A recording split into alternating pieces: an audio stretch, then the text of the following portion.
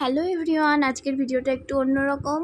তো ভিডিওর প্রথমেই দেখলে যে মাসিরা আমার পুচকুকে কিন্তু একটু নাচ করাচ্ছিল, কিন্তু এতদিন পরে এসে কেন মাসিরা নাচ করালো? ওটা তো বাচ্চার প্রথম দিকেই 1-1.5 মাসের মধ্যেই চলে আসে। হ্যাঁ, তখন এসেছিল, তখন কিন্তু আমার পুচকুর 18 দিন কি 17 দিন বয়স। আর দুজন মাসি এসেছিল তখন কিন্তু অনেক সকালবেলা, আর পুচকু ঘুমাচ্ছিল, আমিও ঘুম থেকে সবে উঠলাম।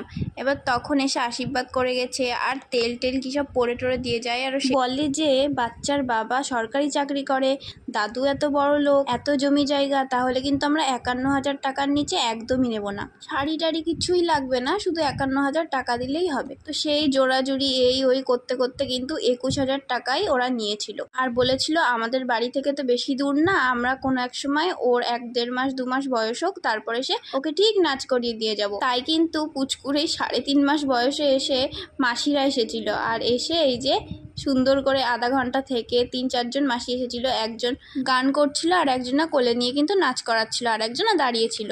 তো মাসিরা এসে কিন্তু 51,000 টাকা দাবি করেছিল, আর 21,000 টাকা দিয়ে কিন্তু মেটানো হয়েছিল, অন্য কিছুই নেয়নি। তোমাদের বেবিদের কতটা কি টাকা নিয়েছে মাসিরা অবশ্যই জানিও।